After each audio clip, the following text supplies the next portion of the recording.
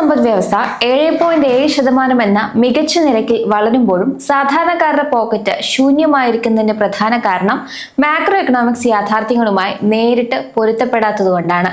രാജ്യത്തിന്റെ മൊത്തം ആഭ്യന്തര ഉൽപാദനത്തെ അളക്കുന്ന ഈ വളർച്ചാ നിരക്ക് വ്യക്തികളുടെ വരുമാനത്തെയോ സമ്പാദ്യത്തെയോ അല്ല പ്രതിഫലിപ്പിക്കുന്നത്. മറിച്ച് ഈ വളർച്ചയുടെ ഭൂരിഭാഗവും സമൂഹത്തിലെ ഉയർന്ന തട്ടിലുള്ളവരിലേക്ക് മാത്രം കേന്ദ്രീകരിക്കപ്പെടുമ്പോൾ മികച്ച GDP നിരക്കുകൾക്കിടയിലും സാധാരണ കുടുംബങ്ങളുടെ സാമ്പത്തികാവസ്ഥ മോശമായാണ് തുടരുന്നത്. ചില സാഹചര്യങ്ങൾ വിലയിരുത്താം. പണപ്പെരുപ്പത്തിൽ നിന്ന് തന്നെ തുടങ്ങാം. പണപ്പെരുപ്പം എന്നത് കേവലം ഒരു സാമ്പത്തിക സ്ഥിതിവിവര കണക്ക് മാത്രമല്ല, മറിച്ച് നിങ്ങളുടെ ശമ്പളത്തിന്മേൽ ചുമത്തുന്ന അദൃശ്യമായൊരു നികുതിയാണ്.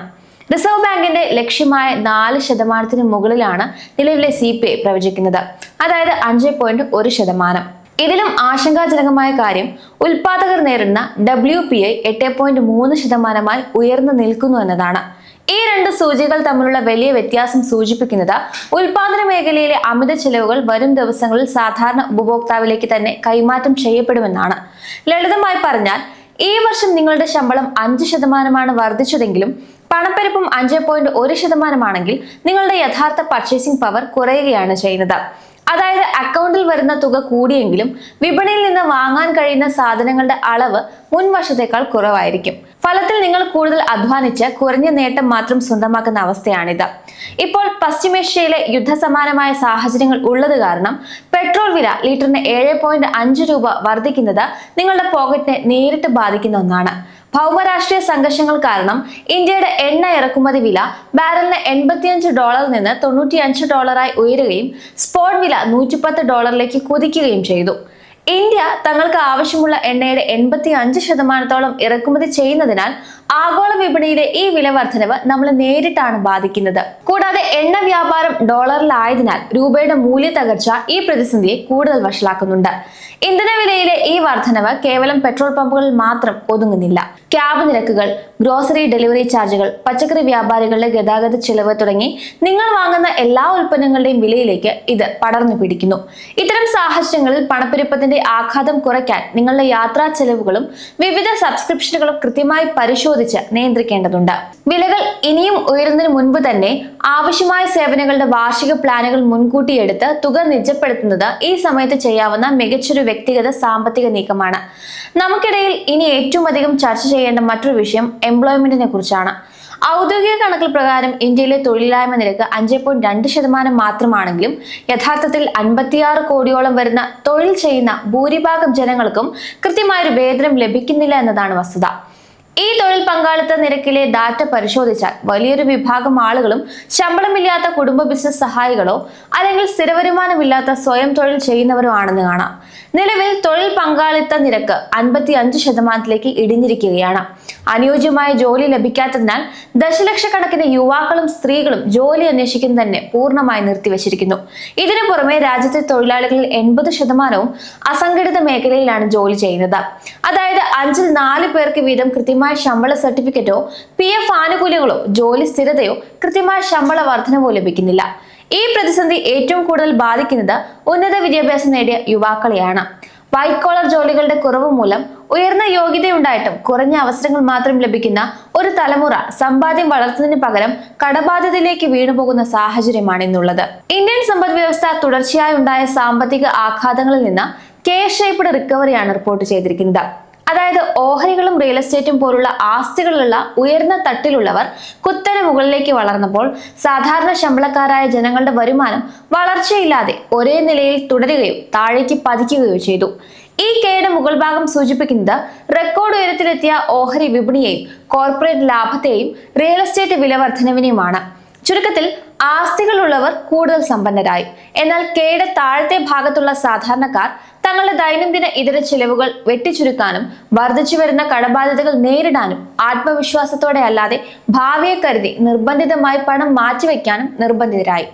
ഈ സാഹചര്യം നിങ്ങളുടെ വ്യക്തിഗത സാമ്പത്തികാവസ്ഥയെ ബാധിക്കുന്നത് എങ്ങനെയെന്നാൽ, നിങ്ങൾ കേവലം ഒരു മാസശമ്പളത്തെ മാത്രം ആശ്രയിക്കുകയും മറ്റ് നിക്ഷേപങ്ങൾ ഇല്ലാതിരിക്കുകയും ചെയ്താൽ പണപ്പെരുപ്പം ഓരോ വർഷവും നിങ്ങളുടെ സമ്പാദ്യത്തെ ചോർത്തിക്കളയും.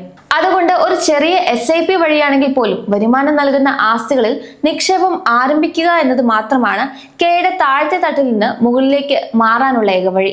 ഇനി ശ്രദ്ധിക്കേണ്ട മറ്റൊരു വസ്തുത ഉയർന്നു വരുന്ന കടമാണ്. ഇന്ത്യയിൽ ഗാർഹിക കടം GDP-യുടെ 41% ഉയർന്നിരിക്കുന്നത്. ഇത് വളരെ ആശങ്കാജനകമാണ്. കാരണം ദൈനംദിന ജീവിത ചെലവുകൾക്കായി വായ്പകളെ ആശ്രയിക്കുന്നത് നിങ്ങളുടെ സമ്പത്ത് നശിപ്പിക്കുന്ന പ്രധാന ഘടകങ്ങളിലൊന്നാണ്. ശമ്പള വർധനവ് ഉണ്ടാകാതിരിക്കുകയും ജീവിത ചെലവുകൾ കുത്തനെ ഉയരുകയും ചെയ്യുമ്പോൾ ആ സാമ്പത്തിക വ്യത്യാസം നികത്താൻ കുടുംബങ്ങൾ ക്രെഡിറ്റ് കാർഡുകൾ, പേഴ്സണൽ ലോണുകൾ, ബൈ നൗ പേ ലേറ്റർ തുടങ്ങിയ മാർഗങ്ങൾ ഉപയോഗിക്കുന്നു. ഇത് ആദ്യമൊക്കെ ഒരു താൽക്കാലിക ആശ്വാസമായി തോന്നുമെങ്കിലും ഈ കടങ്ങളുടെ പലിശ കോമ്പൗണ്ട് ചെയ്യപ്പെടുമ്പോൾ കാര്യങ്ങൾ കൈവിട്ടു പോകും. ഉദാഹരണത്തിന് 36 മുതൽ 42% വരെ വാർഷിക പലിശയുള്ള ഒരു ക്രെഡിറ്റ് കാർഡിൽ 50,000 രൂപയുടെ കുടിശ്ശികയുണ്ടെങ്കിൽ ഒരു വർഷം പലിശ ഇനത്തിൽ മാത്രം നിങ്ങൾ 18,000 മുതൽ 21,000 രൂപ വരെ അധികമായി നൽകേണ്ടി വരുന്നു. കുടുംബങ്ങളുടെ സമ്പാദ്യം ക്രമാതീതമായി കുറയുന്ന ഈ സാഹചര്യത്തിൽ ജനങ്ങൾ കൂടുതൽ കടം വാങ്ങുക മാത്രമല്ല ഭാവിയിലേക്കുള്ള സമ്പാദ്യം ഇല്ലാതാക്കുക കൂടിയാണ് ചെയ്യുന്നത്. ഇതിൽ നിന്നുള്ള മോചനത്തിനായി നിങ്ങളുടെ എല്ലാ കടങ്ങളും അവയുടെ പലിശ നിരക്കിന്റെ അടിസ്ഥാനത്തിൽ കൃത്യമായി പട്ടികപ്പെടുത്തുകയും ഏറ്റവും ഉയർന്ന പലിശയുള്ള കടങ്ങൾ ആദ്യം വീട്ടാൻ ശ്രമിക്കുകയും ചെയ്യുക. പണം മറ്റെവിടെയെങ്കിലും നിക്ഷേപിക്കുന്നതിനേക്കാൾ ലാഭം പ്രതിമാസം 2,000 രൂപയെങ്കിലും അധികമായി എടുത്ത് ഇത്തരം ഉയർന്ന പലിശയുള്ള ക്രെഡിറ്റ് കാർഡ് ബാധ്യതകൾ തീർക്കാവുന്നതാണ്. റിസർവ് ബാങ്ക് പലിശ നിരക്കുകൾ 5.25% തന്നെ നിലനിർത്തിയത് നിങ്ങളുടെ EMI-കളെയും സമ്പാദ്യങ്ങളെയും വ്യത്യസ്തമായ രീതിയിലാണ് ബാധിക്കുക. നിലവിലെ പണപ്പെരുപ്പം വിപണിയിലെ അമിത ഡിമാൻഡ് കൊണ്ടല്ല, മറിച്ച് എണ്ണവില വർധനവ്, കാലാവസ്ഥാ വ്യതിയാനം തുടങ്ങിയ ബാഹ്യ ഘടകങ്ങൾ അഥവാ സപ്ലൈ ഡ്രിവൺ കാരണമായതിനാലാണ് പലിശ നിരക്ക് ഉയർത്തേണ്ടതില്ല എന്ന് RBI തീരുമാനിച്ചത്.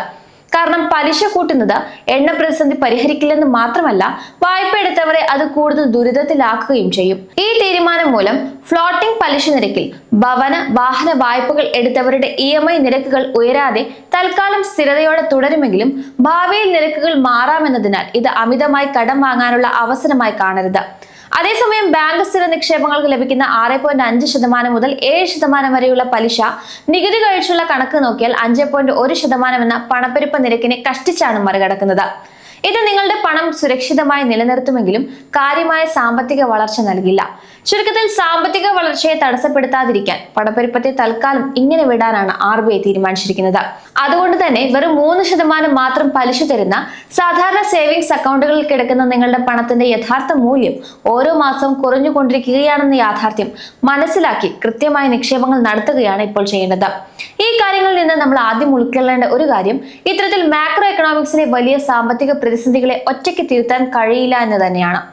എങ്കിലും ചില അച്ചടക്കമുള്ള വ്യക്തിഗത സാമ്പത്തിക നീക്കങ്ങളിലൂടെ നമ്മുടെ കുടുംബ ബജറ്റിനെ സുരക്ഷിതമാക്കാൻ സാധിക്കും. പണപ്പെരുപ്പം ശമ്പള വർധനവിനേക്കാൾ വേഗത്തിൽ കുതിക്കുകയും സ്ഥിരതയുള്ള ജോലികൾ കുറയുകയും ചെയ്യുന്ന ഈ സാഹചര്യത്തിൽ ഔദ്യോഗിക കണക്കുകൾക്കും അപ്പുറം വീട്ടുവാടക, കുട്ടികളുടെ സ്കൂൾ ഫീസ്, ഇന്ധനം എന്നിവയുൾപ്പെടെയുള്ള നിങ്ങളുടെ യഥാർത്ഥ വ്യക്തിഗത പണപ്പെരുപ്പം കൃത്യമായി ട്രാക്ക് ചെയ്യുകയാണ് ആദ്യം വേണ്ടത്. വരുമാനത്തിൽ കാര്യമായ വളർച്ചയില്ലാത്തപ്പോൾ 36% പലിശ ഈടാക്കുന്ന ക്രെഡിറ്റ് കാർഡ് പോലെയുള്ള ഉയർന്ന കടബാധ്യതകൾ നിങ്ങളുടെ സമ്പാദ്യത്തെ വേഗത്തിൽ നശിപ്പിക്കുമെന്നതിനാൽ അവ എത്രയും വേഗം അടച്ചു തീർക്കാൻ മുൻഗണന നൽകണം. ഇതിനൊപ്പം 5.1% പണപ്പെരുപ്പത്തെ മറികടക്കാൻ ചരിത്രപരമായി 11 മുതൽ 13% വരെ മികച്ച നേട്ടം നൽകിയിട്ടുള്ള ഇൻഡെക്സ് ഫണ്ടുകൾ ചെറിയ തുകയെങ്കിലും SIP ആയി നിക്ഷേപിക്കുന്നതും ആകൃതിയിലുള്ള ഈ സമ്പദ് വ്യവസ്ഥയിൽ നിലനിൽക്കാൻ ഡിവിഡന്റ് ഓഹരികളിലൂടെയോ പാർട്ട് ടൈം ജോലികളിലൂടെയോ ശമ്പളത്തിന് പുറമെ ഒരു അധിക വരുമാനം കണ്ടെത്താൻ ശ്രമിക്കുന്നതും നിങ്ങളെ സാമ്പത്തികമായി മുന്നോട്ട് നയിച്ചേക്കാം. പ്രവചനാതീതമായ ആഗോള സാമ്പത്തിക ആഘാതങ്ങളെ നേരിടാൻ കുറഞ്ഞത് 6 മാസത്തെ ജീവിത ചെലവിനുള്ള തുക പെട്ടെന്ന് പിൻവലിക്കാൻ പാകത്തിൽ ഒരു എമർജൻസി ഫണ്ട് എപ്പോഴും കയ്യിൽ കരുതുകയും വേണം. ഇപ്പോൾ പറഞ്ഞ കാര്യങ്ങളിൽ നിന്ന് തികച്ചും വ്യത്യസ്തമായി കൂടുതൽ പ്രായോഗികമായ മറ്റൊരു കാഴ്ചപ്പാടിലൂടെ നമുക്ക് ഈ വിഷയം അവസാനിപ്പിക്കാം. സാമ്പത്തിക സൂചകങ്ങൾ എത്രയൊക്കെ മികച്ചതാണെന്ന് അവകാശപ്പെടുമ്പോഴും നിങ്ങളുടെ പോക്കറ്റിലെ പണമാണ് നിങ്ങളുടെ യഥാർത്ഥ സമ്പദ് വ്യവസ്ഥ എന്ന് തിരിച്ചറിയുന്നിടത്താണ് മാറ്റം തുടങ്ങുന്നത്. രാജ്യം വളരുമ്പോൾ അതിനൊപ്പം സ്വന്തം വരുമാനം വളരണമെങ്കിൽ വെറും ഒരു ശമ്പളക്കാരൻ എന്ന നിലയിൽ നിന്ന് മാറി രാജ്യത്തിന്റെ വളർച്ചയെ നിയന്ത്രിക്കുന്ന വ്യവസായങ്ങളിലും കമ്പനികളിലും ഒരു ചെറിയ പങ്കാളിയാകാൻ നമ്മൾ തയ്യാറാകണം. പണപ്പെരുപ്പത്തെയും വിലക്കയറ്റത്തെയും ഭയന്ന് ജീവിക്കുന്നതിന് പകരം പണത്തിന്റെ മൂല്യം ചോർന്നു പോകാത്ത വിധം ബുദ്ധിപരമായി നിക്ഷേപിക്കാൻ പഠിക്കുകയാണ് ഈ മാക്രോ എക്കണോമിക്സ് കെണിയിൽ നിന്ന് രക്ഷപ്പെടാനുള്ള ഒരേ ഒരു മാർഗം. അതുകൊണ്ട് മാധ്യമങ്ങളിലെ വലിയ സാമ്പത്തിക നമ്പറുകൾ കണ്ട് ആശ്വസിക്കുകയോ ആശങ്കപ്പെടുകയോ ചെയ്യാതെ സ്വന്തം സാമ്പത്തിക അറിവുകൾ വർദ്ധിപ്പിക്കുകയും മാറിവരുന്ന വിപണിക്കനുസരിച്ച് പുതിയ വരുമാന മാർഗങ്ങൾ കണ്ടെത്തുകയും ചെയ്യുക.